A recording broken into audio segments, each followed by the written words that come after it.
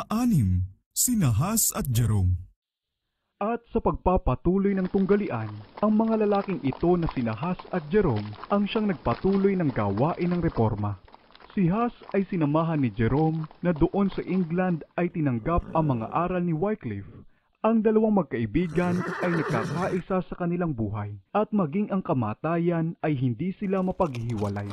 Hinayaan ng Diyos na sumilay ang malaking liwanag sa isipan ng mga piniling lalaking ito na inihahayag sa kanila ang marami sa mga kamalian ng Roma at bilang kapalit nito, ang kanilang buhay ang naging matinding kabayaran ng mga katotohanan ito. Sila ay nakaranas ng pagiging martir sa kamay ng mga kapapahan.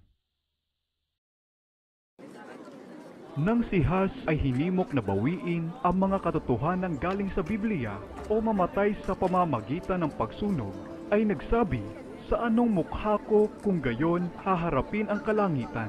Paano ako makakatingin sa napakaraming taong iyon na pinangaralan ko ng malinis na ebanghelyo? Hindi, mas pinahalagahan ko ang kanilang kaligtasan kaysa sa hamak na katawang ito na ngayon ay nakatakda ng mamatay." Nang siya'y naigapos na sa posteng pagsusunugan at lahat ay handa na para sindihan ng apoy, ang martir ay hinimok muli na iligtas ang kanyang sarili sa pamamagitan ng pagtatakwil sa kanyang mga kamalian. "Anong mga kamalian ang itatakwil ko?" sabi ni Hus. "Alam kong wala akong kasalanan. Tinatawagan ko ang Diyos upang sumaksi na ang lahat ng isinulat at ipinangaral ko ay may hangaring iligtas ang mga kaluluwa sa kasalanan at kapahamakan. Buong kagalakan kong pinagtitibay ng aking dugo ang katotohanan iyon na aking isinulat at ipinangaral."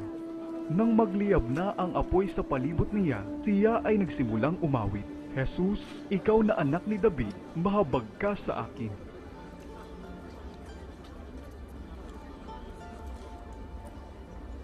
Nang matapos na ng apoy ang gawain nito, ang mga abo ng martir, pati na ang lupang kinalagyan nito, ay inipon.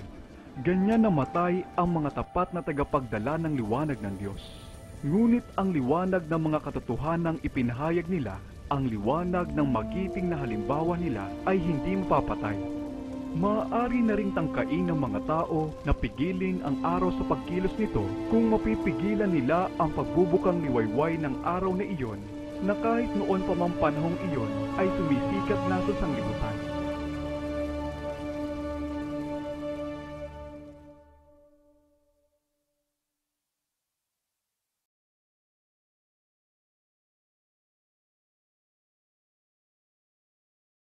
Kabanata 6, sina Hus at Jerome. Noon pa mang ika-9 na siglo ay naitanim na ang ebanghelyo sa Bohemia. Ang Biblia ay naisali na at idinadaos na ang pampublikong pagsamba at ito'y sa sariling wika ng mga tao. Ngunit habang nadadagdagan ang kapangyarihan ng Papa, ang salita ng Diyos naman ay pinalalabo. Si Gregory VII na inaangkin ang tungkuling ibaba ang pagmamataas ng mga hari ay hangad ding alipinin ang mga tao at sa gayon isang kautusan ang kanyang ipinalabas na nagbabawal sa pampublikong pagsamba na isinasagawa sa salitang Bohemia. Sinabi ng Papa na nakalulugod sa makapangyarihan sa lahat na ang pagsamba sa kanya ay idaos sa wikang hindi alam ng mga tao, kaya nga't maraming kasamaan at maling paniniwala ang lumabas dahil sa hindi pagsunod sa tungtuning ito. Wiley Book 3, Chapter 1. Sa ganyang paraan ay ipinag-utos ng Roma na ang liwanag ng salita ng Diyos ay dapat patayin at ang mga tao ay dapat panatilihin sa kadiliman. Ngunit ang langit ay naglaan ng iba pang mga ahensya para ingatan ang iglesia. Marami sa mga Waldenses at Albigenses na itinaboy ng pag-uusig mula sa kanilang mga tahanan sa France at Italy ay nagpunta sa Bohemia. Bagaman hindi sila nangahas na magturo ng hayagan, palihim naman silang gumagawa ng masigasig. Kaya nga ang tunay na pananampalataya ay naingatan sa paglipas ng mga daang taon. Bago dumating ang panahon ni Hus, ay may bumangon ng mga tao sa Bohemia upang hayagang batikusin ang katiwalian sa simbahan at ang kabisyuhan ng mga tao. Ang mga paggawa nilang ito ay pumukaw ng laganap na interes. Ang takot ng pamunuan ng simbahan ay nagising at ang pag-uusig ay nagsimula laban sa mga alagad ng Ebanghelyo. Sila'y napilitang sumamba sa mga gubat at kabundukan, pinaghahanap ng mga kawal, at marami ang pinagpapatay. Pagkaraan ng ilang panahon, ipinag-utos na sunugin ang lahat ng humiwalay sa pagsamba ng Roma. Ngunit bagaman isinuko ng mga Kristiyano ang kanilang buhay, sila'y umaasa na magtatagumpay ang kanilang gawain. Isa doon sa mga nagturo na ang kaligtasan ay matatagpuan lamang sa pamamagitan ng pagsampalataya sa ipinangakong tagapagligtas ay nagsabi ng siya'y mamamatay na. Ang galit ng mga kaaway ng katotohanan ay nanaig ngayon sa amin, ngunit ito'y hindi magpapatuloy magpakailanman. May isang babangon mula sa karaniwang tao, wala siyang tabak o kapamahalaan at laban sa kanya ay hindi sila mananaig. Wiley Book 3, Chapter 1. Ang panahon ni Luther ay malayo pa, ngunit meron ng isang bumabangon na ang patotoo laban sa Roma ay ligalig sa mga bansa.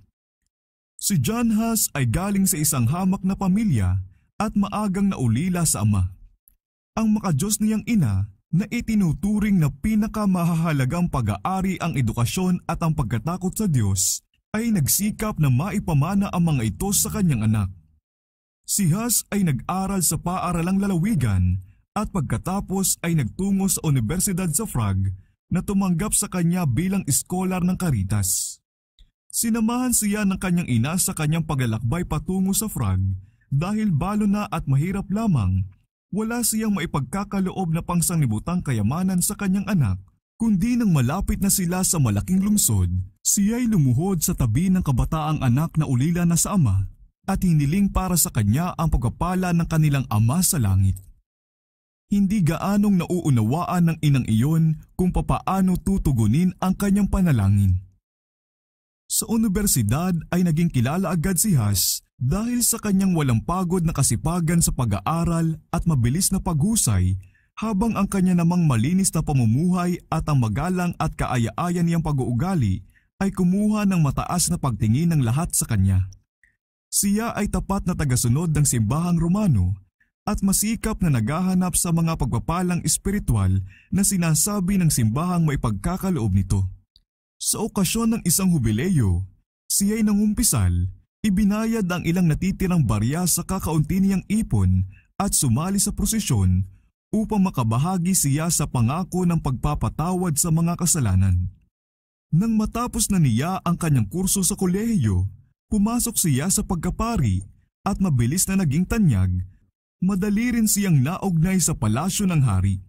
Ginawa rin siyang propesor at pagkatapos ay direktor ng universidad na pinagtapusan niya. Sa ilang taon lamang, ang simpleng iskolar ng Caritas na ito ay ipinagmamalaki ng kanyang bansa at ang kanyang pangalan ay naging kilala sa buong Europa. Ngunit si Huss ay nagpasimula sa gawain ng reforma sa ibang larangan. Ilang taon matapos na maordenahan, siya'y nahirang na maging tagapangaral sa kapilya ng Bethlehem. Ang mga nagtatag ng kapilyang ito ay itinaguyod bilang isang napakahalagang bagay ang pangangaral ng kasulatan sa sariling wika ng mga tao. Sa kabila ng pagtutol ng Roma sa gawaing ito, hindi ito lubusang naipatigil sa Bohemia. Gayunmay marami ang walang alam sa Biblia at ang napakasasamang bisyo ay laganap sa lahat ng uri ng tao.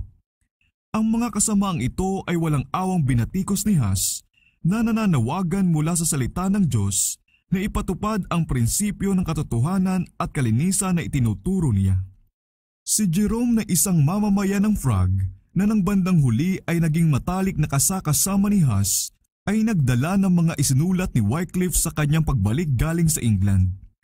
Ang reyna ng England na nahikayat sa mga aral ni Wycliffe ay isang prinsesang taga-Bohemia at sa pamamagitan din ng kanyang impluwensya, ang mga sinulat ng reformador ay malawak na kumalat sa kanyang sariling bansa. Ang mga sinulat na ito ay binasa ni Huss ng may pananabik, naniniwala siya na ang mga sumulat nito ay isang tapat na Kristiyano at nagugustuhan niyang sang-ayunan ang mga reformang itinaguyod niya. Bagaman hindi niya nalalaman, si Huss ay pumasok na sa isang landasing maghahatid sa kanya palayo sa Roma.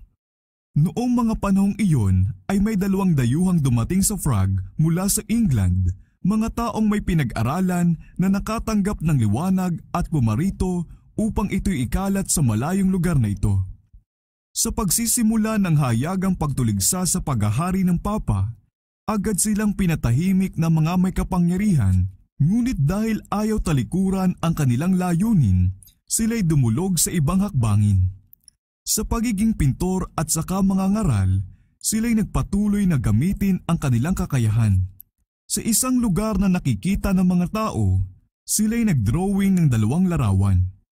Ang isa'y naglalarawan sa pagpasok ni Kristo sa Jerusalem, mapagpakumbaba at nakasakay sa isang asno, Mateo 21:5, at sinusundan ng kanyang mga alagad na nakapaa at nakasuot ng mga sira-sira ng damit dahil sa paglalakbay.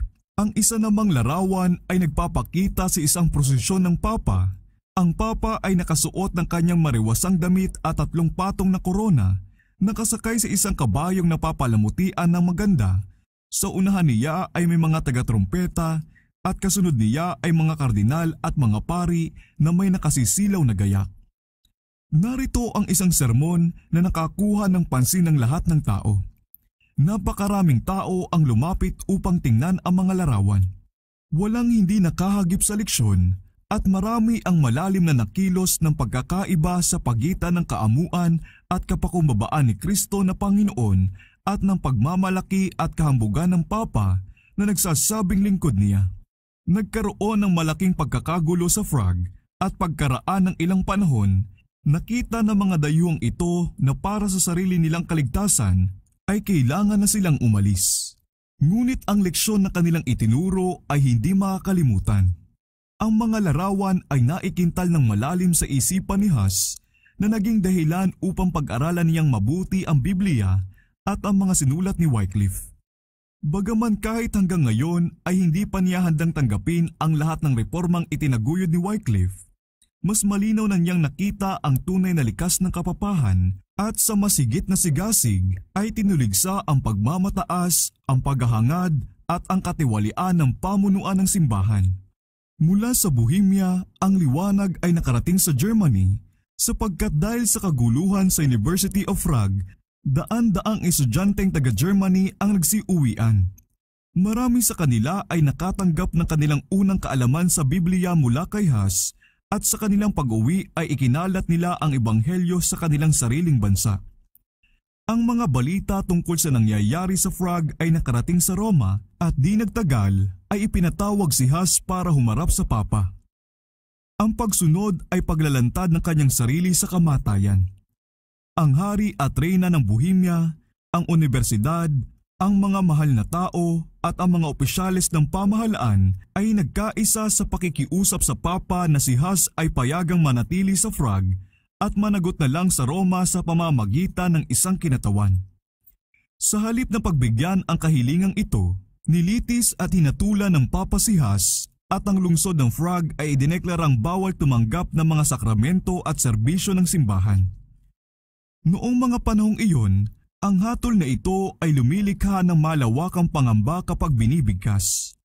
Ang mga seremonyang kasama nito ay angkop na angkop upang maghasik ng takot sa mga taong kumikilala sa Papa bilang kinatawan ng Diyos mismo na may hawak sa susi ng langit at ng impyerno at nagtataglay ng kapangyarihang tawagan ang sibil at ganon din ang espiritual na kahatulan. Pinaniniwalaan noon na ang mga pintuan ng langit ay nakasarado sa mga lugar na hinatulan ng pagbabawal na hanggat ang Papa ay hindi nalulugod na alisin ang pagbabawal, ang mga patay ay hindi nakakapasok sa tahanan ng lubos na kaligayahan. Bilang katibayan ng kakilakilabot na kalamidad na ito, ang lahat ng serbisyong pangrelihiyon ay itinigil. Ang mga simbahan ay isinara. Ang mga kasalan ay isinasagawa sa labas nito. Ang mga patay na pinagkaitang mailibing sa mga sagradong lupa ay inililibing sa mga kanal o sa mga kaparangan. Kaya sa pamamagitan ng mga hakbanging gumigising sa imahinasyon, ay tinangka ng Roma na kontrolin ang konsensya ng mga tao. Ang lungsod ng Prague ay napuno ng kaguluhan. Marami ang nagparatang na si Huss ang sanhi ng lahat ng kalamidad nila at hininging siya'y isuko sa paghihiganti ng Roma. Upang matahimik ang kaguluhan, ang reformador ay pansamantalang lumayo at nagbunta sa sarili niyang nayon.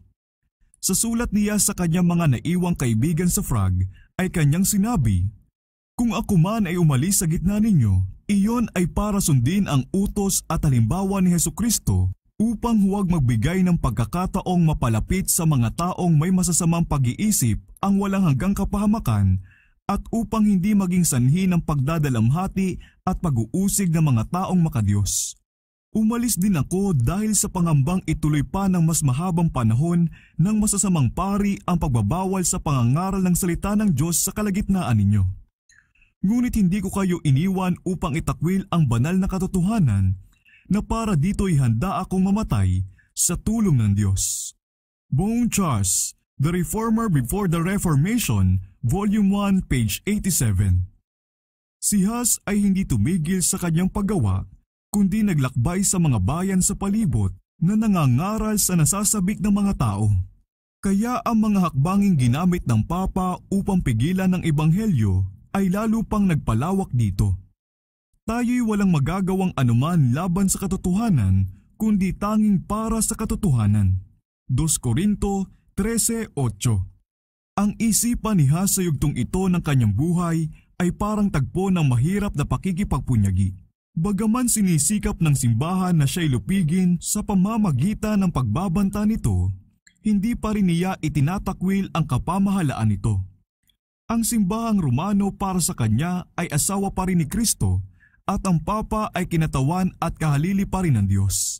Ang nilalabanan ni Huss ay ang abuso sa kapamahalaan at hindi ang prinsipyo mismo. Ito'y nagdulot ng katakot-takot na pagpupunyagi sa pagitan ng kumbiksyon ng kanyang pagkaunawa at ng mga sinasabi ng kanyang konsensya. Kung ang kapamahalaan nito ay matuwid at hindi nagkakamali gaya ng paniniwala niya, bakit parang napipilitan siyang suwayin ito? Nakita niyang ang sumunod ay ang magkasala, ngunit bakit ang pagsunod sa isang di nagkakamaling iglesia ay nauuwi sa malubhang issue? Ito ang problemang hindi niya malutas. Ito ang pag-aalinlangang nagpapahirap sa kanya bawat oras. Ang pinakamalapit na kalkulasyon sa solusyong magagawa niya ay yung ito'y nangyari ulit gaya noong kapanahunan ng tagapagligtas na ang mga pari ng simbahan ay naging masasamang tao at ginagamit ang kapamahalaan nilang ayon sa batas para sa mga layuning labag sa batas. Ito ang nagtulak sa kanya na kunin bilang sarili niyang gabay at ipangaral sa iba para maging gabay din nila ang kasabihan na ang mga alituntunin ng kasulatang naihatid sa pangunawa ang siyang mamamahala sa konsensya. Sa ibang salita, ang Diyos na nagsasalita sa pamamagitan ng Biblia at hindi ang simbahan na nagsasalita sa pamamagitan ng mga pari ang siyang hindi nagkakamaling gabay. Wiley, Book 3, Chapter 2. Pagkaraan ng ilang panahon at ang kaguluhan sa Prague ay humupa na, si Huss ay bumalik sa kanyang kapilya sa Bethlehem upang ipagpatuloy ng may mas matinding sigasig at tapang ang pangangaral ng salita ng Diyos. Ang kanyang mga kaaway ay aktibo at makapangyarihan, ngunit ang reyna at maraming mga maharlika ay kaibigan niya at maraming bilang ng mga tao ang pumanig sa kanya. Habang inihahambing ang kanyang malinis at nakakapagpabuting mga aral at banal na pamumuhay sa mga nakapagpapasamang paniniwala na ipinangangaral ng mga Romanista at sa katakawan at kahalaya na ginagawa nila, marami ang nagtuturing na isang karangalan ang pumanig sa kanya. Hanggang sa panahong ito'y nag-iisa si Huss sa kanyang paggawa, ngunit ngayon, si Jerome na tumanggap ng mga turo ni Wycliffe noong nasa England pa, ay sumama na sa gawain ng reforma. Mula ngayon, ang dalawang ito ay naging magkasama sa kanilang buong buhay at sa kamatayan sila ay hindi mapapaghiwalay. Ang kahusayan ng talino, galing ng pagsasalita at kaalaman, mga kaloob na kumukuha sa pagsang-ayon ng mga tao ay taglay ni Jerome higit sa lahat, ngunit sa mga katangiang bumubuo sa tunay na tatag ng karakter, si Huss ang mas nakahihigit. Ang mahinahon niyang pagkukuro ay nagsisilbing tagapigil sa pabigla-biglang espiritu ni Jerome na sa tunay na pagpapakumbaba naman ay nakikita ang kagalingan ni Hus at nagpapasakop sa kanyang mga payo. Sa ilalim ng magkasama nilang paggawa, ang reforma ay mabilis na napalawak. Pinahintulutan ng Diyos na sumilay sa isipan ng mga piniling taong ito ang malaking liwanag na inihahayag sa kanila ang maraming kamalian ng Roma, ngunit hindi lahat ng liwanag na ibibigay sa sanglibutan ay natanggap nila. Sa pamamagitan ng mga lingkod niyang ito, inaakay ng Diyos ang mga tao palabas sa kadiliman ng Romanismo, ngunit marami at malalaking hadlang ang dapat nilang kaharapin at inakay niya sila dahan-dahan hanggat makakaya nila ito. Hindi sila nakahandang tanggapin ang lahat ng liwanag ng minsanan lang, gaya ng buong liwanag ng tanghaling tapat sa mga matagal nang nakatira sa kadiliman. Ito sana'y nagpalayo pa sa kanila kung ipinahayag sa kanila.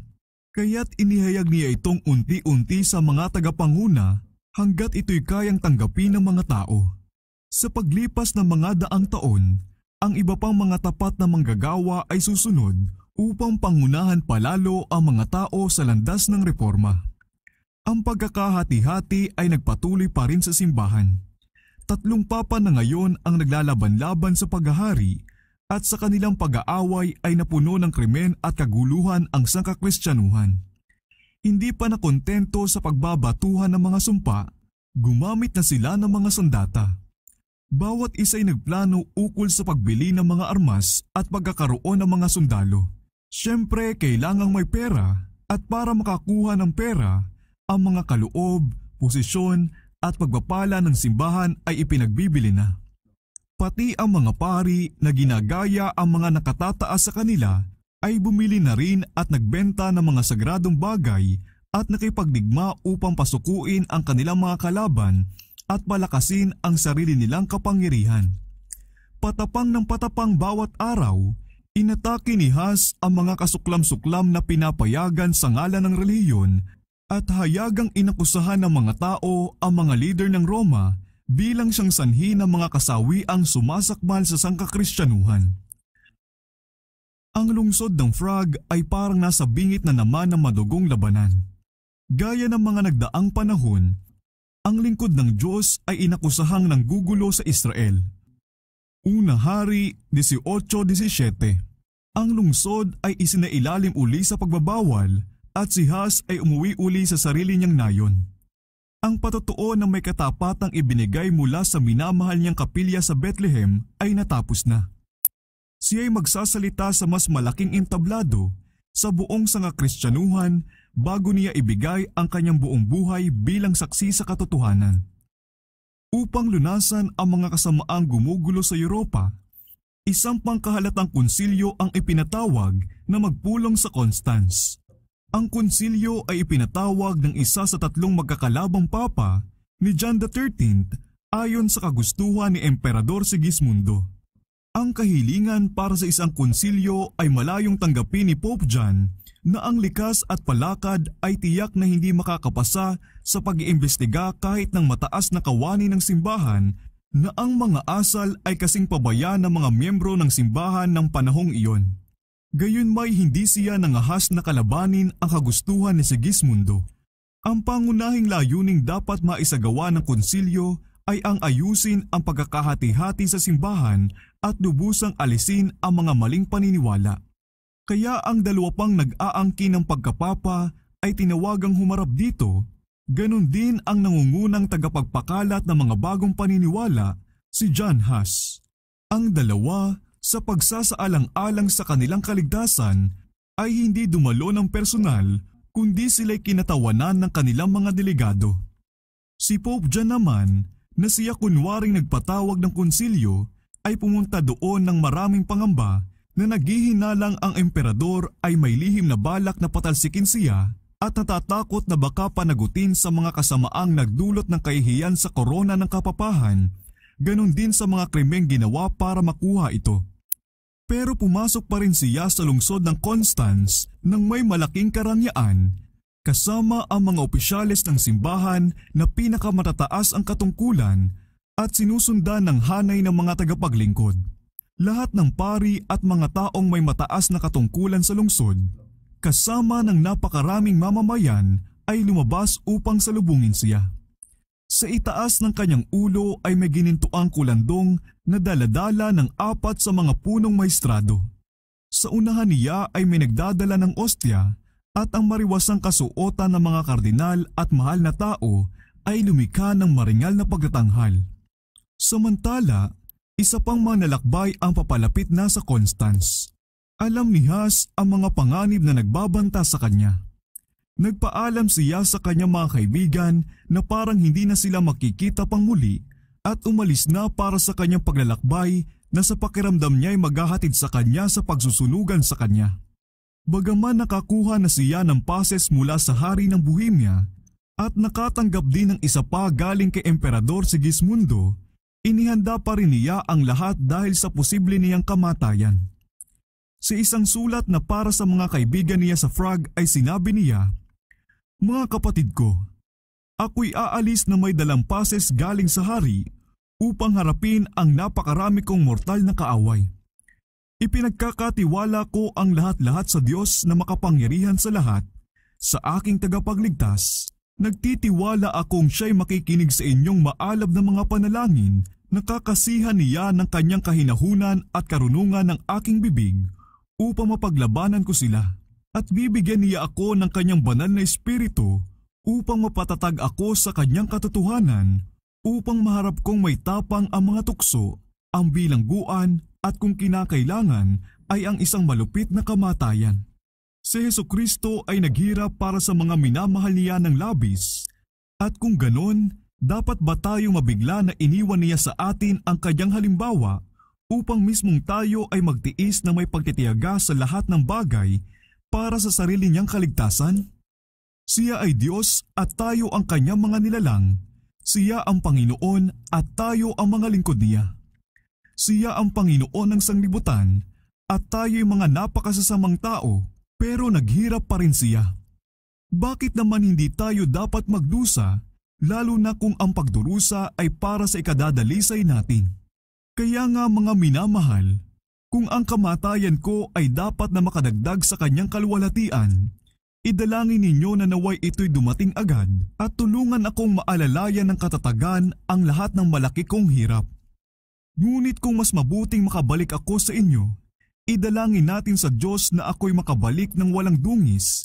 Ibig sabihin ay huwag nawa ako makapagkait ng isang katiting ng katotohanan upang makapag-iwan ako sa aking mga kapatid ng isang napakagandang halimbawang dapat sundan.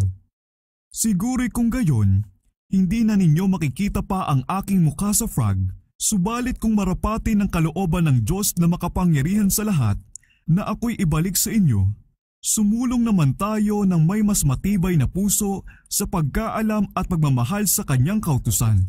Bone Jas, Volume 1, pages 147-148. Sa isa pang sulat sa isang pari na naging tagasunod ng Ebanghelyo, si Huss ay nagsalita ng may malalim na pagpapakumbaba ukol sa sarili niyang pagkakamali na pinararatangan ang kanyang sarili ng pagkadama ng kaluguran sa pagsusuot ng maririwasang damit at pagsasayang ng oras sa walang gaanong kabuluhang mga gawain. Pagkatapos ay idinagdag niya ang mga makabagbag damdaming paalalang ito. Ang kaluwalhatian nawa ng Diyos at ang kaligtasan ng mga kaluluwa ang pumuno sa iyong isipan at hindi ang pagkakaroon ng kabuhayang mula sa simbahan at ng mga ari-arian. Mag-ingat ka sa higit na paggayak sa iyong bahay kaysa sa iyong kaluluwa at higit sa lahat, ibigay mo ang iyong pagmamalasakit sa espiritual na gusali sa mga tao. Maging makadiyos at mapagpakumbaba sa mga mahihirap at huwag mong ubusin ang iyong kabuhayan sa pagpapakasaya. Kung hindi mo babaguhin ang iyong buhay at titigil sa mga kalabisan, natatakot akong ikaw ay didisiplinahin ng gusto gaya na nangyari sa akin. Alam mo ang aking mga doktrina dahil natanggap mo ang aking mga turo mula pa pagkabata. Wala nang silbi kung gayon ang sumulat pa ako sa iyo. Ngunit nananawagan ako sa iyo na sa kahabagan ng ating Panginoon na huwag mo akong gayahin sa anumang kapalaluan na nakita mong ako'y nagkasala. Sa labas ng sulat ay idinagdag niya, "Ipinapakiusap ko sa iyo, kaibigan, na huwag mo munang sirain ang pagkakasara nito hanggang matamo mo ang katiyakan na ako ay patay na. Buong Diyos, Volume 1, pages 148 and 149. Sa kanyang paglalakbay, nakita ni Huss kahit saan ang mga palatandaan ng paglaganap ng kanyang mga aral at ang pagtangkilik na siyang pagpapahalaga sa kanyang gawain. Ang mga tao ay nagdagsaan upang sumalubong sa kanya at sa ilang bayan ay may mga maestradong nagsisama sa kanya sa kanilang mga lansangan. Pagdating sa Constance, si Huss ay pinagkalooban ng buong kalayaan. Sa pases na ibinigay ng emperador ay dinagdag pa ang personal na katiyakan ng Papa sa proteksyon. Ngunit bilang paglabag sa formal at paulit-ulit na mga pahayag na ito, sa maikling panahon ay pinadakip ang reformador sa utos ng Papa at ng mga kardinal at ipinasok sa isang nakakadiring Bartolina. Nang bandang huli siya inilipat sa isang matibay na kastilyo sa kabila ng ilog ng Rhine at doon ibinilanggo. Ang Papa, na hindi gaanong nakinabang dahil sa kanyang kataksilan, ay ipinasok din di katagalan sa bilangguang iyon. Buong Diyos, Volume 1, page 247. Napatunayan sa konsilyo na siya'y nagkasala ng mga pinakakahiyahiyang krimen, bukod pa sa pamamaslang, pamimera at pangangalunya, mga kasalanang hindi dapat pangalanan pa. Ganyan ang idineklara ng konsilyo mismo, at sa wakas ay binawi sa kanya ang korona ng pagkapapa at siya'y ipinatapon sa bilangguan. Ang dalawang nag-aangkin sa pagkapapa ay pinatalsik din at sila'y pumili ng bagong papa.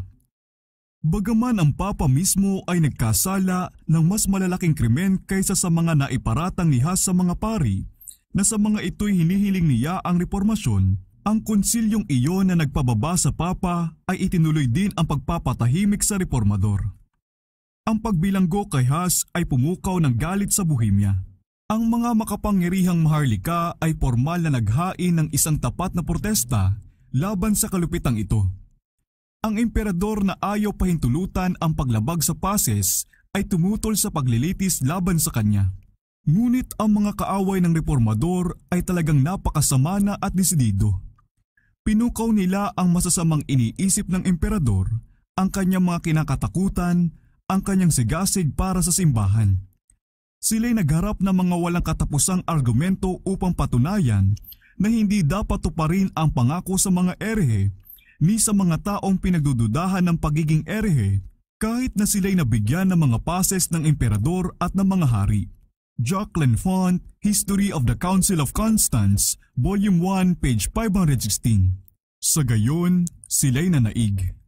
Sa wakas ay inihirap na sa konsilyo si Huss na pinanghina na ng sakit at pagkabilanggo dahil ang malamig at mabahong hangin sa kanyang Bartolina ay nagdulot sa kanya ng lagnat na halos ikamatay na niya. Nakagapos pa sa mabibigat na kadena, siya'y tumayo sa harapan ng emperador na ang karangalan at katapatan ay naipangako upang protektahan siya. Sa panahon ng mahabang paglilitis sa kanya, matatag niyang pinanindigan ang katotohanan at sa presensya ng mga nagkakatipong may matataas na katungkulan sa simbahan at pamahalaan, siya'y bumigkas ng isang taimtim at tapat na pagtutol laban sa katiwalian ng mga namumuno sa simbahan. Nang ipag-utos na pumili kung tatalikuran ba niya ang kanyang mga aral o magdaranas ng kamatayan, tinanggap niya ang kapalaran ng isang martir. Inalalayan siya ng biyaya ng Diyos. Sa panahon ng ilang linggo ng paghihirap na dumaan bago ang huling hatol sa kanya, nilipos ng kapayapaan ng langit ang kanyang kaluluwa. Sabi niya sa isang kaibigan, "Sinusulat ko ang liham na ito sa aking bilangguan habang ang mga kamay ko'y nakatanikala na inaasahan ang hatol na kamatayan sa akin bukas.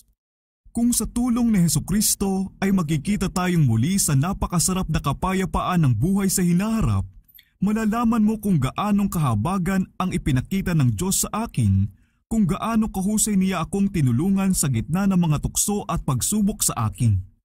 Buong Diyos, Volume 2, page 67. Sa kapanglawan ng kanyang Bartolina ay nakita niya ang pagtatagumpay ng tunay na pananampalataya. Sa kanyang mga panag-inip pabalik sa kapilyang nasa Prague kung saan niya ipinangaral ang Ebanghelyo, Nakita niyang binubura ng papa at ng mga obispo ang mga larawan ni Kristo na kanyang ipininta sa mga dingding nito.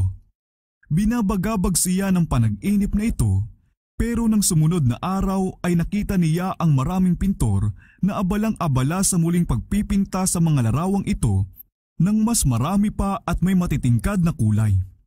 At nang matapos na nila ang kanilang ginagawa, ang mga pintor na napapalibutan ng napakaraming tao ay bumulalas. Ngayon, pumunta ang mga papa at ang mga obispo rito. Hindi na nila mabubura pa ang mga ito. Ang sabi ng reformador habang ikinikwento niya ang kanyang panag-inip, tunay na paninindigan ko ito na ang larawan ni Kristo ay hindi mapapawi. Binalak nilang ito'y sirain, ngunit sa lahat ng puso ito'y muling maipipinta ng mas mahuhusay na mga ngaral kaysa sa akin. Daubigny, Book 1, Chapter 6. Sa huling pagkakataon ay iniharap si Huss sa konsilyo. Iyon ay isang malaki at marangal na kapulungan na binubuo ng emperador, mga prinsipe ng imperyo, mga kinatawan ng mga hari, mga kardinal, mga obispo at mga pari, at napakaraming mga tao na dumalo upang manood sa mga mangyayari sa araw na iyon. Mula sa lahat ng bahagi ng sangkakristyanuhan ay nagtipon ang mga saksi ng unang dakilang sakripisyong ito sa matagal na pagpupunyagi upang makuha ang kalayaan ng konsensya. Nang tawagan para sa kanyang huling kapasyahan, idineklara ni Huss ang kanyang pagtangging tumalikod, at habang nakapako ang tumatagos na titig sa emperador na walang kahiyahiyang sumira sa pangako, ay sinabi niya, "Ipinasya ko sa sarili kong kagustuhan na humarap sa konsilyong ito sa ilalim ng hayagang proteksyon at pangako ng emperador na narito ngayon." Bunjas, Volume 2, page 84. Namula ng husto ang mukha ni Sigismundo nang ang lahat ng mata sa kapulungan ay bumaling sa kanya. Pagkatapos na bigkasin ang hatol, ang seremonya ng panghahamak ay nagsimula na. Dinamitan ng mga obispo ang kanilang preso ng mga abitong pampari, at habang sinusuot niya ang kasuotan ng pari ay sinabi niya, "Ang ating Panginoong Hesukristo ay sinuotan ng puting damit bilang pang-insulto nang ipahatid siya ni Herodes kay Pilato." Bunjas, Volume 2, page 86. Nang muli siyang payuhan na tumalikod na lang sa kanyang paniniwala, siya'y humarap sa mga tao at nagsabi, "Sa anong mukha ko kung gayon haharapin ang kalangitan? Paano ako makakatingin sa napakaraming taong iyon na pinangaralan ko ng malinis na ebanghelyo? Hindi, mas pinahahalagahan ko ang kanilang kaligtasan kaysa sa hamak na katawang ito na ngayon ay nakatakda ng mamatay." Ang mga kasuotan ay isa-isang hinubad. Bawat obispo ay bumibigkas ng sumpa habang ginagampanan niya ang kanyang bahagi sa seremonya. At sa huli, sila'y naglagay sa kanyang ulo ng isang sombrero o isang patulis na turbante na yari sa papel na may nakapintang mga nakakatakot na hitsura ng demonyo na may nakasulat na "Punong Erehe" na basang-basa sa harapan. Sabi ni Huss, "Buong kagalakan kong isusuot ang koronang ito ng kahihiyan alang-alang sa iyo, O Jesus na nagsuot ng koronang tinik para sa akin." Nang siya'y naayusan na ng ganon, sinabi ng matataas na kawani ng simbahan, "Ngayon ay itinatalaga na namin ang iyong kaluluwa sa dyablo." At ako naman, sabi ni Huss na nakatingin sa langit, ay inihahabilin ang aking espiritu sa mga kamay mo, O Panginoong Jesus, sapagkat ikaw ang tumubos sa akin. Wiley, Book 3, Chapter 7. Siya ngayon ay ibinigay na sa may kapangyarihan at dinala na sa lugar ng kanyang kamamatayan. Sumunod ang napakahabang prosesyon, daang-daang mga sundalo, mga pari at obispo na may mga mamahaling kasuotan at mga nakatira sa Constance. Nang siya'y naigapos na sa posteng pagsusunugan at lahat ay handa na para sindihan ng apoy, ang martir ay hinimok muli na iligtas ang kanyang sarili sa pamamagitan ng pagtatakwil sa kanyang mga kamalian. "Anong mga kamalian ang itatakwil ko?" sabi ni Huss. "Alam kong wala akong kasalanan. Tinatawagan ko ang Diyos upang sumaksi na ang lahat ng isinulat at ipinangaral ko ay may hangaring iligtas ang mga kaluluwa sa kasalanan at kapahamakan. Kung kaya't buong kagalakan kong pinagtitibay ng aking dugo ang katotohanan iyon na aking isinulat at ipinangaral. Wiley Book 3, Chapter 7. Nang magliyab na ang apoy sa palibot niya, siya ay nagsimulang umawit, Jesus, ikaw na anak ni David, mahabag ka sa akin. At ito'y nagpatuloy hanggang sa ang kanyang tinig ay mapatahimik magpakailanman. Maging ang mga kaaway niya ay nabigla sa magiting niyang kilos. Sa paglalarawan sa pagkamartir ni Huss at ni Jerome na di nagtagal ay pinatay din pagkatapos niya, isang masigasig na makapapa ang nagsabi. Pareho nilang taglay ang hindi nagbabagong isipan nang dumating na ang huling sandali nila. Handa sila sa apoy na para bang dadalo sila sa isang kasalan. Hindi sila pumalahaw sa sakit. Nang lumaki ang apoy, sila'y nagsimulang umawit ng mga awitin at bahagya ng mapatigil ng matinding apoy ang pag-awit nila. Wiley Book 3, Chapter 7. Nang ang katawan ni Huss ay lubos na matupok, ang kanyang abo, pati na ang lupang kinalagyan nito ay kinuha at itinapon sa ilog ng Rhine at sa gayon ay nadala ito sa karagatan. May kapalaluang inakala ng mga umusig sa kanya na naalis na nila ang katotohanang ipinangaral niya. Hindi man lang nila pinangarap na ang mga abong nadala sa dagat ng araw na iyon ay magiging parang mga binhi na kakalat sa lahat ng bansa sa lupa, na sa mga lupaing hindi pa nalalaman noon, ito'y magbubunga ng masagana bilang mga saksi sa katotohanan. Ang tinig na nagsalita sa konsilyo ng Constance ay pumukaw ng mga alingawngaw na maririnig hanggang sa lahat ng darating na mga panahon. Wala na si Huss, ngunit ang mga katotohanang dahilan ng kamatayan niya ay hindi malilipol. Ang inihalimbawa niyang pananampalataya at katatagan ay magpapalakas ng loob sa maraming tao upang manindigang matibay para sa katotohanan sa kabila ng pagpapahirap at kamatayan. Ipinakita sa buong sanglibutan ng pagkakapatay sa kanya ang taksil na kalupitan ng Roma. Bagaman hindi nila alam, lalo pang pinalalawak ng mga kaaway ng katotohanan ang gawaing walang saysay nilang sinisikap na lipulin. Pero may isa pang posteng pagsusunugan na itatayo sa Constance.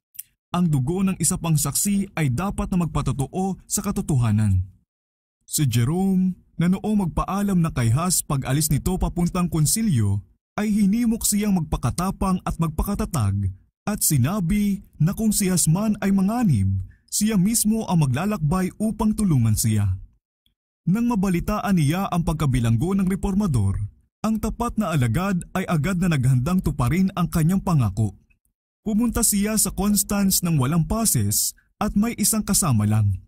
Nang makarating siya roon, kumbinsido siyang inilantad lang niya ang kanyang sarili sa panganib.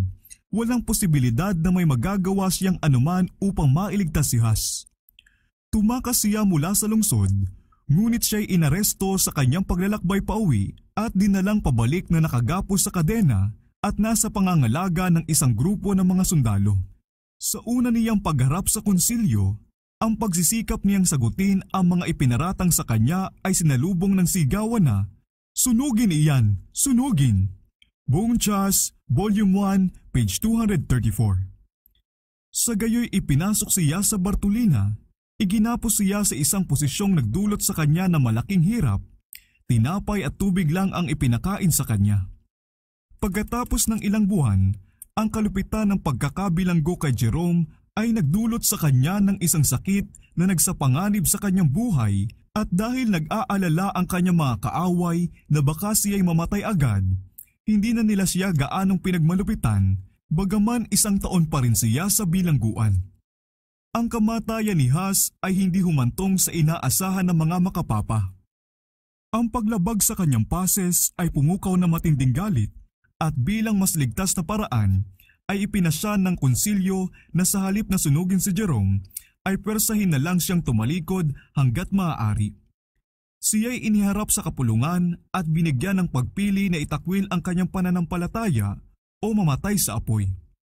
Ang kamatayan sa simula pa lang ng kanyang pagkabilanggo ay magiging isang kahabagan sana Kung ihahambing sa napakatinding hirap na dinanas niya, pero ngayon na siya'y pinanghina na ng karamdaman, ng kalupitan ng kanyang pagkabilanggo at ng pasakit ng pag-aalala at kawalang katiyakan, malayo sa mga kaibigan at nawala ng pag-asa dahil sa kamatayan ni Huss, ang tibay ng loob ni Jerome ay bumigay at siya'y pumayag na magpasakop sa konsilyo. Ipinangako niya na siya'y mananatili sa pananampalatayang Katoliko at tinanggap ang pagkondena ng konsilyo sa mga doktrina ni Wycliffe at Huss maliban lang sa mga banal na katotohanan na itinuro nila. Bonchas, Volume 2, page 141. Sa ganitong paraan, sinikap ni Jerome na patahimikin ang tinig ng konsensya at takasan ng kanyang kamatayan. Ngunit sa pag-iisa niya sa kanyang Bartolina ay mas malinaw niyang nakita kung anong ginawa niya. Naisip niya ang katapangan at katapatan ni Huss at bilang paghahambing ay binulay-bulay niya ang sarili niyang pagtatakwil sa katotohanan. Naisip niya ang banal na Panginoon na pinangakuan niyang paglilingkuran na alang-alang sa kanya ay tiniis ang kamatayan sa krus. Bago siya tumalikod ay meron siyang kaaliwan sa katiyakan ng pagsang-ayon ng Diyos sa kabila ng mga hirap. Ngunit ngayon pinahihirapan ng pagsisisi at pag-aalinlangan ang kanyang kaluluwa. Alam niyang may iba pang pagbawing kinakailangang gawin bago niya makakasundo ang Roma. Ang daang pinapasok niya ay magtatapos lamang sa lubos na pagtalikod.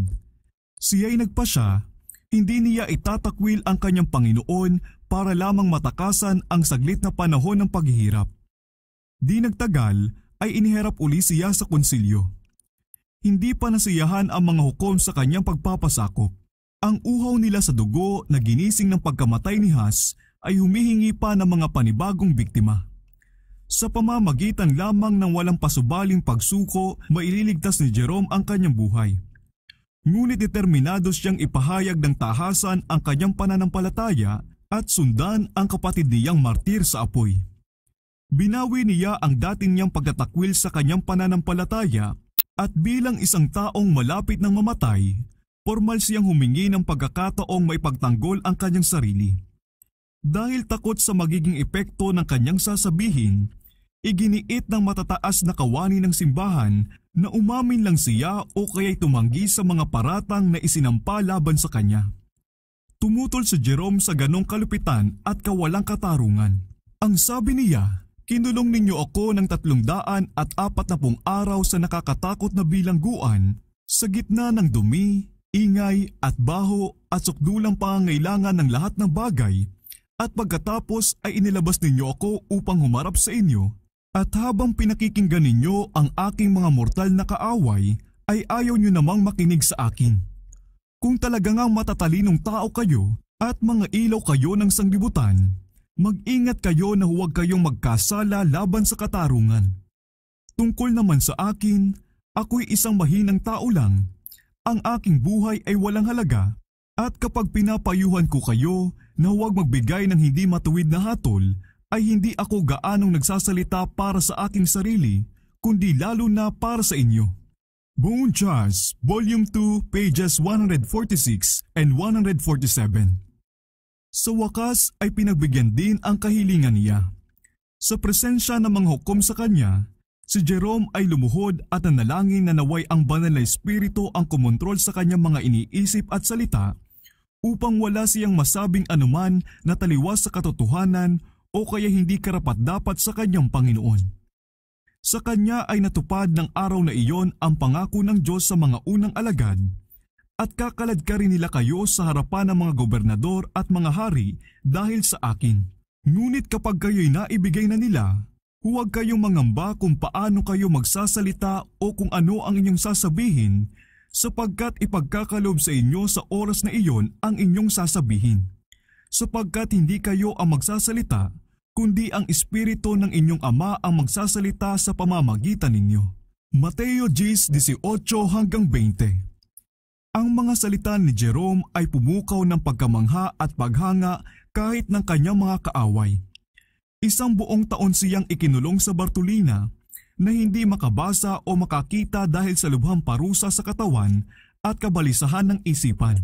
Pero iniharap niya ng napakalinaw at napakatindi ang kanyang mga pangatwiran na para bang siya'y nagkaroon ng tahimik na pagkakataon para mag-aral. Itinuro niya ang kanyang mga tagapakinig sa napakahabang hanay ng mga banal na tao na hinatulan ng hindi makatarungang hukom. Sa halos bawat henerasyon ay may mga taong habang sinisikap na iangat ang mga tao sa kanilang kapanahunan ay siniraan at itinaboy, ngunit sa bandang huli ay nakitang karapat-dapat na maparangalan. Si Kristo mismo ay hinatulang kriminal ng isang hukumang hindi matuwid. Sa kanyang pagtalikod dati sa kanyang pananampalataya ay sumang-ayon si Jerome sa pagiging matuwid ng hatol na pagkondena kay Huss. Ngayon na may ipinahayag niya ang kanyang pagsisisi at tumistigo siya sa pagiging walang kasalanan at sa kabanalan ng martir. Kilala ko siya mula pa pagkabata, sabi niya. Siya ay isang napakahusay na tao, matuwid at banal. Siya ay hinatulan sa kabila ng pagiging walang kasalanan niya. Ako rin, ako'y handang mamatay, hindi ako uurong sa mga pahirap na inihanda sa akin ng aking mga kaaway at ng mga bulaang saksi na balang araw ay ipagsusulit ang kanilang mga pagkukunwari sa dakilang Diyos na walang sino mang makakadaya. Bone Charles, Volume 2, page 151. Sa paninisi sa sarili dahil sa kanyang pagtatakwil sa katotohanan, si Jerome ay nagpatuloy. Sa lahat ng kasalanang nagawa ko simula pagkabata, wala nang mas mabigat pa sa isipan ko at nagdulot sa akin ng ganong katinding pagsisisi kaysa sa nagawa ko sa nakamamatay na dakong ito nang sang-ayunan ko ang napakawalang katarungang hatol na ibinigay laban kay Wycliffe at laban sa banal na martir na si John Huss, ang patnugot ko't kaibigan. Oo, ipinagtatapat ko ito mula sa aking puso at may pangingilabot kong sinasabi na ako'y nawala ng loob noong kondinahin ko ang mga doktrina nila dahil sa takot na mamatay. Kaya't isinasamo ko, makapangyarihang Diyos na marapatin mo pong ipagpatawad sa akin ang aking mga kasalanan at lalo na ang isang ito na pinakamasama sa lahat. At habang nakaturo sa mga huhukom sa kanya, ay matatag niyang sinabi, hinahatulan ninyo si Wycliffe at si John Huss, hindi dahil sa pagyanig nila sa doktrina ng simbahan, kundi dahil lamang sa mapagdustan nilang pinangalanan ang mga kahiyahiyang nanggagaling sa mga alagad ng simbahan, ang kanilang karangyaan, pagmamataas at ang lahat ng mga bisyo ng matataas na kagawad ng simbahan at ng mga pari. Ang mga bagay na kanilang pinatunayan at hindi mapapabulaanan ay pinaniniwalaan ko rin at ipinahayag gaya nila. Ang kanyang mga salita ay naudlot. Ang matataas na alagad ng simbahan na nanginginig sa galit ay sumigaw, ano pang katibayan ang kinakailangan? Nakikita ng sarili nating mga mata ang pinakamatigas ang ulo sa lahat ng erehe. Hindi natinag ng bugso ng galit, si Jerome ay sumigaw, ano? Inaakala niyo bang takot akong mamatay? 1 taon ninyo akong ikinulong sa nakakatakot na Bartolina na mas kalagim-lagim pa kaysa sa kamatayan mismo. Trinato niyo ako na mas malupit pa kaysa isang Turko, Hudyo o Pagano at ang aking laman ay literal na nabulok ng buhay sa aking mga buto pero hindi ako dumaing. Sapagkat pinahihina ng pananangis ang isang taong may lakas ng loob at tapang pero wala akong magawa kundi ang ipahayag ang aking pagkabigla sa ganong kalubhang kalupitan ng isang Kristiyano. Bone Charles, Volume 2, page 151 to 153. Muling sumabog ang matinding galit at si Jerome ay mabilis na ibinalik sa bilangguan. Pero may ilan sa kapulungan na malalim na nakintalan ng kanyang mga salita at gustong iligtas ang kanyang buhay. Siya'y dinalaw ng mga matataas na opisyales ng simbahan at hinimok na magpasakop sa konsilyo. Ipinakita sa kanya ang pinakamagagandang pagkakataon bilang gantimpala ng pagtalikod sa pakikilaban sa Roma. Ngunit gaya ng kanyang Panginoon nang alukin ng kaluwalhatian ng sanglibutan, si Jerome ay nanatiling matibay. Patunayan ninyo sa akin mula sa mga banal na kasulatan na ako'y nagkamali at itatakwil ko iyon, sabi niya. Mga banal na kasulatan? Sigaw ng isa sa mga tumutukso sa kanya. Ang lahat ba kung gayon ay dapat nasuriin sa mga ito? Sinong makakaunawa nito malibang ipaliwanag ito ng simbahan? Ang mga tradisyon ba ng tao ay mas nararapat na sampalatayahan kaysa sa ebanghelyo ng ating tagapagligtas? Tugon ni Jerome. Hindi hinimok ni Pablo yung mga sinulatan niya na makinig sa mga tradisyon ng tao, kundi ang sabi niya, saliksikin ninyo ang mga kasulatan. Erehe, ang siyang naging tugon. Pinagsisisihan ko na ako'y matagal na nakiusap sa iyo. Nakikita kong ikaw ay sinusulsulan ng dyablo. Wiley Book 3, Chapter 10. At di nagtagal, iginawad na sa kanya ang hatol. Siya'y dinala rin doon sa lugar na kinamatayan ni Has. Siya'y umaawit habang lumalakad, ang kanyang muka ay nagliwanag sa katuwaan at kapayapaan. Ang kanyang titig ay nakapako kay Kristo at sa kanya'y nawala ng lagim ang kamatayan. Nang ang berdugo ay pumunta sa kanyang likuran para sindihan na ang gatong, ang martir ay nagsabi, "Humarap kang may katapangan, sa harap mo sindihan ng apoy. Kung ako'y natatakot, hindi sana ako narito." Ang kanyang huling salita na binigkas habang ang apoy ay lumalaki sa palibot niya ay isang panalangin. "Panginoon, makapangyarihang Ama," ang sigaw niya. "Maawa ka sa akin at patawarin mo po ako sa aking mga kasalanan, sapagkat alam mong sa buong panahon ay minamahal ko ang iyong katotohanan." Buong Diyos, Volume 2, page 168. Nawala na ang kanyang tinig pero ang kanyang labi ay gumagalaw pa rin sa pananalangin.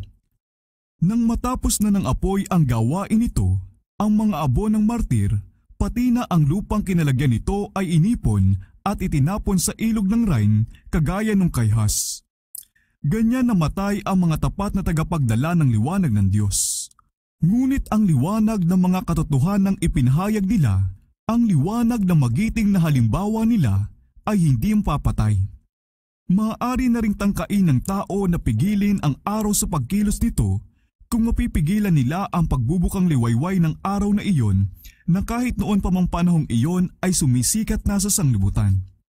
Ang pagpatay kay Has ay nagpaalab pa sa galit at pagkamuhi ng Bohemia. Naramdaman ng buong bansa na siya'y naging biktima ng masamang hangarin ng mga pari at ng pagtatraidor ng emperador. Siya'y idineklara ng mga taga-Bohemia na isang tagapagturo ng katotohanan at ang konsilyong nagpapatay sa kanya ay inakusahan nila ng kasalanang pagpatay. Ang kanyang mga doktrina ay nakakuha ngayon ng mas malaking atensyon kaysa dati. Dahil sa mga utos ng Papa, ang mga sinulat ni Wycliffe ay pinasusunog. Ngunit yung mga nakaligtas sa pagkalipol ay inilabas na ngayon sa mga pinagtataguan dito at ito'y pinag-aralang kaugnay ng Biblia o kaya'y ng mga bahagi nito na nakuha ng mga tao at sa gayoy marami ang naakay na tanggapin ang bagong pananampalataya. Ang mga pumatay kay Has ay hindi tahimik na nagpatayo-tayo at tiningnan na lang ang pagtatagumpay ng kanyang layunin. Ang Papa at ang Emperador ay nagsanib upang durugin ang kilusan at ang mga sundalo ni Sigismundo ay ipinadala sa Bohemia. Ngunit isang tagapagligtas ang ibinangon. Si Tsika, na naging ganap na bulag di katagalan pagkatapos na sumiklab ang digmaan, ngunit isa sa pinakamagagaling na general noong kapanahunan niya ay siyang leader ng mga taga-Bohemia. Samantalang nagtitiwala sa tulong ng Diyos at sa katuwiran ng kanilang ipinaglalaban, na kaya ng mga taong ito ang pinakamalakas na hukbong maihaharap sa kanila. Paulit-ulit na bumuo ng bagong hukbo ang emperador at sinakop ang Bohemia para lamang kahiyahiyang itaboy. Ang mga Hussite ay iniangat sa ibabaw ng takot sa kamatayan at walang makatagal laban sa kanila. Mga ilang taon pagkatapos ng pagsiklab ng digmaan, ang matapang na si Tsika ay namatay, ngunit pinalitan siya ni Procopius na isang matapang at mahusay ding general at sa ilang kaparaanan ay mas mahusay na leader. Ang mga kaaway ng mga taga-Bohemia, dahil alam na patay na ang bulag na mandirigma, ay inakalang maganda itong pagkakataon upang bawiin ang lahat ng nawala sa kanila. Ang Papa ay nagpahayag na ngayon ng isang krusada laban sa mga Hussite at isang napakalaking hukbo uli ang lumusob sa Bohemia, ngunit para lamang dumanas ng isang malubhang pagkatalo. Isa uling krusada ang ipinatalastas.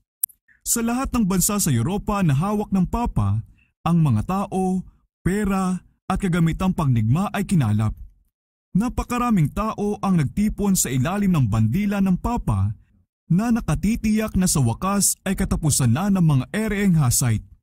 Tiwalang magtatagumpay, ang napakalaking hukbo ay nagtungo sa Bohemia. Ang mga tao sa Bohemia ay nagtipon-tipon upang sila'y mapaurong.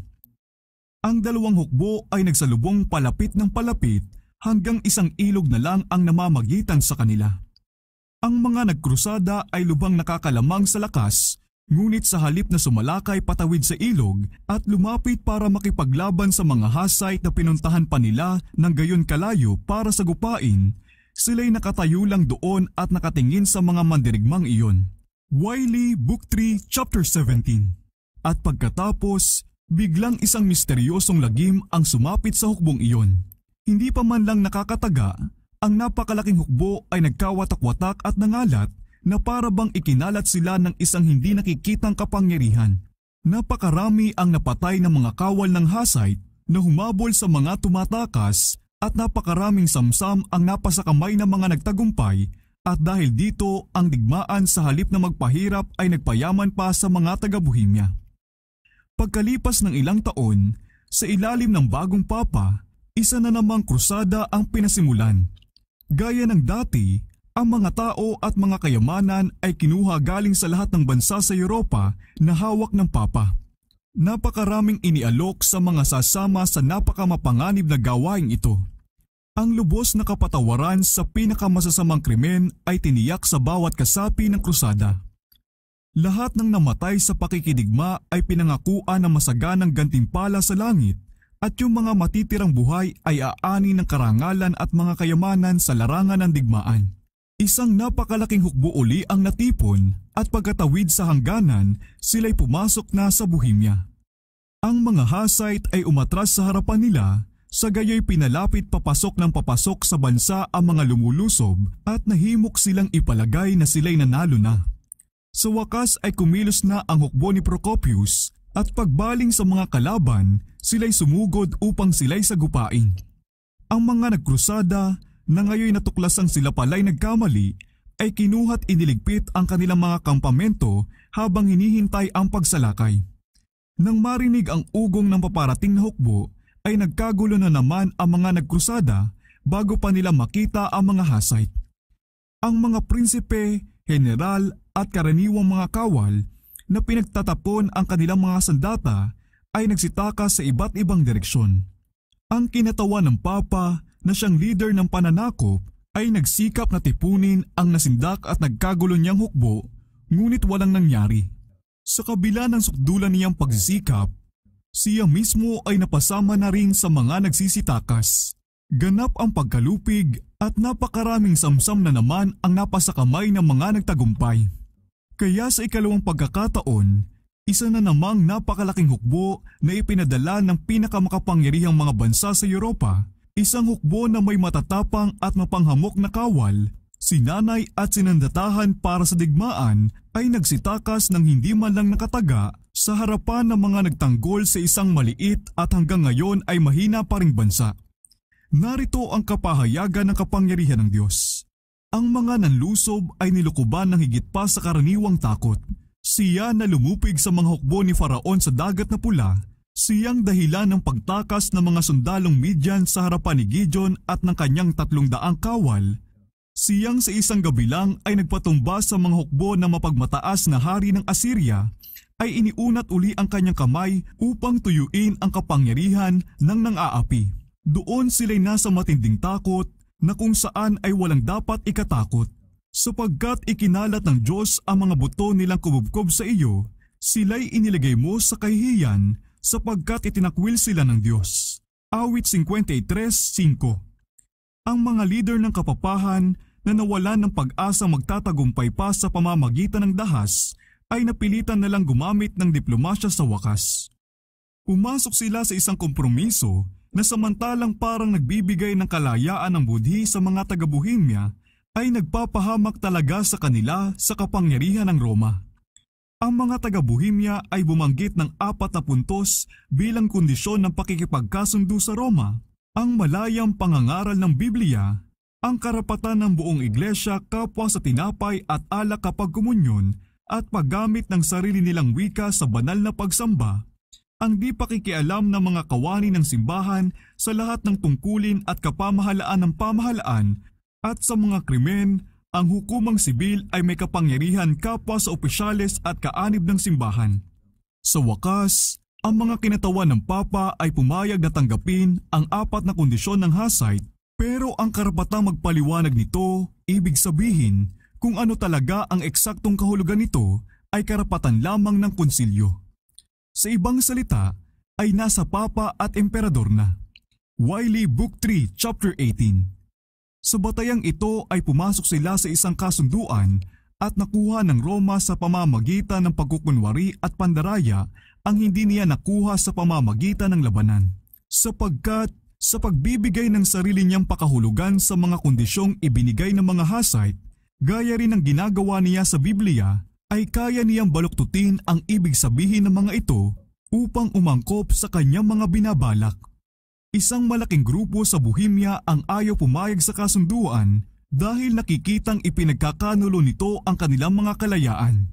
Nagkaroon ng awayan at pagkakahati-hati na nauwi sa paglalaban-laban at pagpapatayan nila. Sa labanang ito namatay ang marangal na si Procopius at ang kalayaan ng Bohemia ay naglaho. Si Sigismundo, na siyang nagtraidor kina Huss at Jerome, ay naging hari na ngayon ng Bohemia, at sa kabila ng kanyang panunumpa na suportahan ang mga karapatan ng taga-Bohemia, siya'y kumilos at itinuloy ang pagtatatag ng kapapahan. Pero hindi siya gaanong nakinabang sa kanyang pagiging sunod-sunuran sa Roma. Sa loob ng 20 taon, ang kanyang buhay ay punong-puno ng trabaho at panganib. Ang kanyang mga sundalo ay naubos at ang kabangyaman niya ay nasaid dahil sa napakahaba at walang kwentang labanan, at ngayon, pagkatapos ng 1 taon lang na panunungkulan, siya ay namatay at iniwan ang kanyang kaharian sa bingit ng digmaang sibil at nag-iwan sa susunod na lahi ng isang pangalang natatakan ng kawalang hiyaan. Ang mga kaguluhan, paglalaban-laban at patayan ay tumagal. Ang mga Bohemia ay muling sinakop ng mga hukbong taga-ibang bayan at ang bansa ay patuloy na ginugulo ng panloob na pag-aaway-away. Yung mga nananatiling tapat sa Ebanghelyo ay pinagdanas ng madugong pag-uusig. Habang ang mga dati nilang kapatiran ay nakikipagkasundo sa Roma at natuto ng mga kamalian nito, yung mga umayon sa sinaunang pananampalataya ay binuo ang kanilang sarili sa isang naiibang iglesia at pinangalanan itong Nagkakaisang Kapatiran. Ang pagkilos na ito ay naging dahilan upang sila'y sumpain ng lahat ng tao. Ngunit ang kanilang katatagan ay hindi natinag. Bagaman napilitang humanap ng kanlungan sa mga kakahuyan at mga kuweba, sila'y nagtipon-tipon pa rin upang basahin ang salita ng Diyos at nagsama-sama para sa pagsamba sa Kanya. Sa pamamagitan ng mga sugong palihim na ipinadadala sa iba't ibang bansa, nalaman nilang kahit saan ay meron palang hiwa-hiwalay na nagpapahayag ng katotohanan. May ilan sa lungsod na ito at may ilan sa lungsod na iyon na gaya nila ay pinag-uusig din, at sa gitna ng mga kabundukan ng Alps ay merong sinaunang iglesia na nakasalig sa mga saligan ng kasulatan at tumututol sa mapagsamba sa Diyos-Diyosang katiwalian ng Roma. Wiley Book 3, Chapter 19. Ang pagkabatid na ito ay tinanggap na may malaking katuwaan at sinimulan nilang makipagsulatan sa mga Kristiyanong Waldensian. Tapat sa Ebanghelyong naghintay ang mga taga-Bohemia sa buong gabi ng pag-uusig sa kanila, sa pinakamadilim na oras ay itinatanaw pa rin nila ang kanilang mga mata sa silangan na gaya ng mga taong nag-aantay sa pag-uumaga. Ang kanilang kapalaran ay natapat sa panahon ng kasamaan, ngunit naaalala nila ang mga salitang unang sinabi ni Huss at inulit ni Jerome na 100 taon pa ang dapat munang umikot bago dumating ang umaga. Ito sa mga Taborites o Hussites ay kagaya ng mga sinabi ni Jose sa mga tribong nasa lupain ng pagkaalipin. Ako'y malapit ng mamatay, ngunit kayo'y tiyak na dadalawin ng Diyos at dadalhin kayo mula sa lupain ito. Wiley Book 3, Chapter 19. Nasaksihan sa pagtatapos ng 15 siglo ang mabagal ngunit tiyak na pagsulong ng mga iglesia ng kapatiran. Bagaman hindi malayong sila'y guluhin, nagtamasa pa rin sila ng sapat na kapahingahan. Sa pagsisimula ng 16 na siglo, Ang kanilang mga iglesia ay umabot na sa 200 sa Bohemia at Moravia. Ezra Holdgilep, Life and Times of John Huss, Volume 2, page 570. Talagang napakaganda na ang mga natira na nakatakas sa mapangwasak na galit ng apoy at tabak ay pinahintulutang makita ang pagbubukang liwayway ng araw na iyon na inihula ni John Huss. Wiley, Book 3, Chapter 19.